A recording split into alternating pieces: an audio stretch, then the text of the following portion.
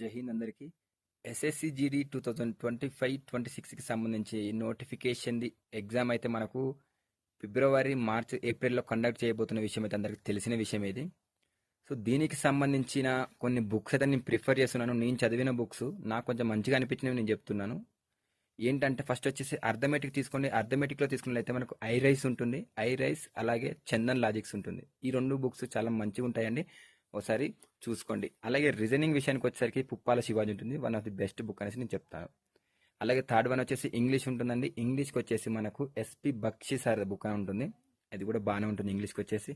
అలాగే ఏదైతే GK and general knowledge and general science విషయానికి వచ్చేసరికి మాత్రం లూసెంట్ ఉంటుంది. లూసెంట్ బుక్ అనేది తీసుకోండి. ఇవి నేను సజెస్ట్ చేసిన బుక్లు అండి. ఇవి నేను చదివాను, నాకు కొంచెం మంచిగా అనిపించిన బుక్స్ ఇవి. మీకు ఒకవేళ మంచిగా ఉంటే తీసుకోండి, లేదంటే మీ సొంతంగా ఓన్ ప్రిపరేషన్ చేసుకున్నది మీ ఇష్టము. అలాగే ఎగ్జామ్ ఏదైతే ఎలా ప్రిపేర్ అవ్వాలంటే, ఎవరైతే ఫస్ట్ అయితే మీరు ఏదైతే టాపిక్ చదువుతున్నారో ఆ టాపిక్ని ఫస్ట్ ఏదైతే అంటే సపోజ్గా ఈరోజు ఈ షెడ్యూల్ పెట్టుకున్నారనుకోండి. ఈ టాపిక్ అయిపోగానే ఈవినింగ్ ఒక మోడల్ పేపర్ తీసుకోండి. మీకు మోడల్ పేపర్లు అవైలబుల్లో ఉంటాయి. అమెజాన్లో, ఫ్లిప్కార్ట్లో ఉంటాయి. లేదా యూట్యూబ్లో కొట్టినా కూడా మన మోడల్ పేపర్స్ వస్తూ ఉంటాయి.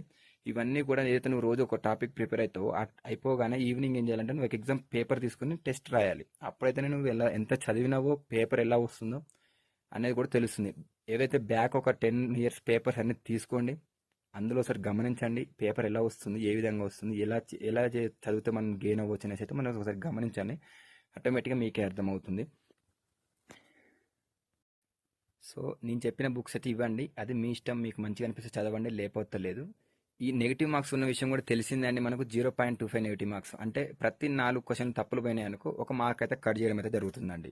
ఇది ఒకసారి గమనించగలరు.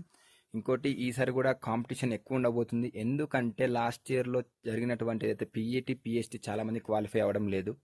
సో ఇది ఒక్కసారి గమనించి మంచిగా చదివి ప్రిపేర్ అవ్వండి. అప్పుడే మీరు జాబ్ అయితే పొందవచ్చు. ఇంకొకటి ఏంటంటే సో చాలా కాంపిటీషన్ ఉంటుంది కాబట్టి ఇది ఒకసారి గమనించగలరు. అలాగే మన రెండు మెయింటైన్ చేసినప్పుడు మాత్రమే ఈ నోటిఫికేషన్ క్వాలిఫై అవుతాడు. ఎందుకంటే ఒకటి చదివిన వాడు ఎవడు కూడా ఈవెంట్ కొట్టడు, అంటే రన్నింగ్ ఎవరు కొట్టడు. రన్నింగ్ కొట్టేవాడు ప్రతి ఒక్కరు కూడా చదవడు. ఈ రెండు మెయింటైన్ చేసిన వాడే జాబ్ సంపాదిస్తాడు. ఇది ఒకటి మాత్రం గుర్తుపెట్టుకోండి. ఓకే. సో చాలా మంది అందరూ మన వీడియోస్ చూస్తున్నారు, లైక్ చేస్తున్నారు, కామెంట్ చేస్తున్నారు. బట్ మనం ఫాలో అవ్వడం లేదు. మన వీడియోలో చూసి మన అకౌంట్ని సబ్స్క్రైబ్ చేయడం అయితే లేదు.